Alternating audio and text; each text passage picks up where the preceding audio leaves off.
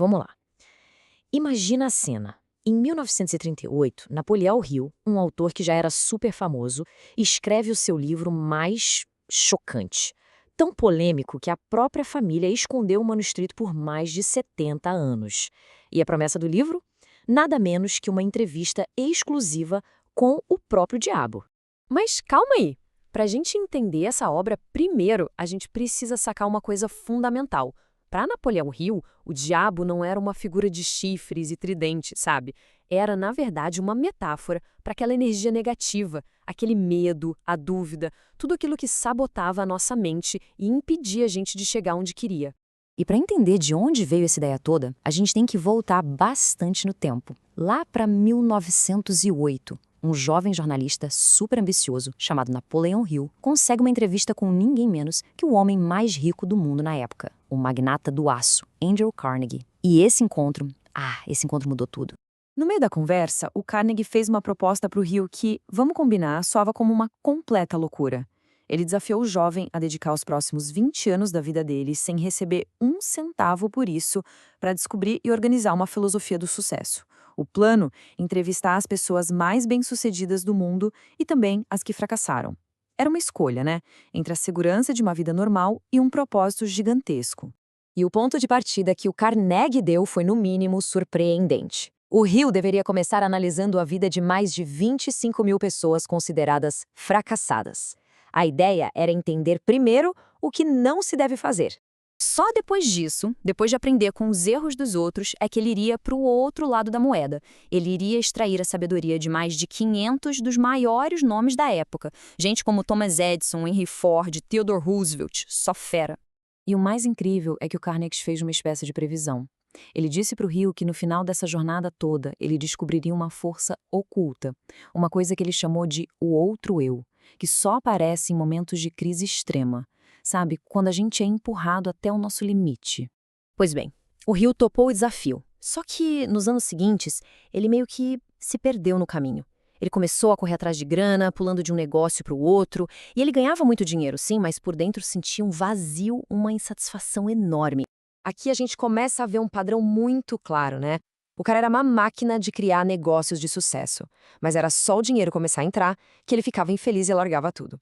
Parecia que ele estava fugindo do verdadeiro propósito dele, aquela missão que o Carnegie tinha dado. Até que um dia, a vida deu um jeito de forçar ele a parar de correr. A vida do Hill estava prestes a virar de cabeça para baixo. E o gatilho foi uma nova parceria de negócios. E um evento terrivelmente trágico. É que o Hill tinha virado sócio de um cara chamado Don Mallet, editor de um jornal que estava botando a boca no trombone, denunciando a ligação da máfia local com a polícia. E pela coragem dele, Mallet foi assassinado a sangue frio. No dia seguinte, o telefone do Hill tocou. Era uma ligação anônima com um recado bem claro: some da cidade ou você é o próximo. Não deu outra. Morrendo de medo, ele fugiu, foi se esconder com parentes nas montanhas da Virgínia Ocidental, bem isolado. E foi ali, sozinho, que o colapso psicológico dele começou de verdade. O medo constante simplesmente o paralisou. Pensa numa pessoa que vive em estado de alerta, sempre com uma arma por perto, desconfiando de cada barulho, de cada carro que passa. Essa paranoia toda acabou com a ambição dele e o jogou num poço de apatia total. E aí que tá a grande ironia da história, né? O homem que estava escrevendo a Bíblia do sucesso tinha se tornado a própria imagem do fracasso. Ele se sentia um farsante, completamente incapaz de usar os princípios que ele mesmo ensinava. Ele estava literalmente preso dentro da própria mente. E esse tormento durou mais de um ano. Imagina só. Até que numa noite fria de outono, lá em 1927, ele chegou no fundo do poço. Ele decidiu que não ia aguentar nem mais um dia daquele jeito. Desesperado, ele saiu de casa e começou a andar, sem rumo, em volta de uma escola que tinha por ali. Foram horas e horas andando em círculos, repetindo para si mesmo quase como um mantra: existe uma saída. E eu vou encontrar essa saída antes de voltar para casa. E foi aí que, pá, aconteceu. Do nada, como se um raio caísse na cabeça dele, uma ideia explodiu em sua mente. Uma percepção que mudou o jeito que ele via tudo aquilo. Ele entendeu que todo aquele sofrimento, o medo, a humilhação, não era um castigo. Era um teste. Uma voz interior, muito clara, muito nítida, deu um comando direto para ele. não era uma voz de fora, sabe? Era um pensamento, mas tão poderoso que parecia vir de outro lugar. Naquele momento, Hill soube que era o tal do outro eu despertando, aquela força que Carnegie tinha previsto anos antes. E é aqui que a gente chega no ponto-chave da virada dele. Aquele momento mudou absolutamente tudo, transformando um homem que estava paralisado de medo em um homem movido por um propósito e uma fé inabalável. Mas o que seria esse tal de outro eu? Não é uma dupla personalidade, nem nada disso.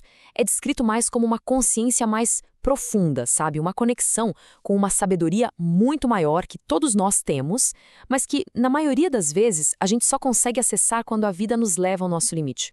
E o mais impressionante é que a mudança foi instantânea. O cara que não conseguia decidir nada, de repente passou a agir com base na fé pura. As ordens que ele recebia mentalmente pareciam meio sem lógica, tipo ir para uma cidade onde não conhecia ninguém, sem dinheiro, sem plano, mas ele foi.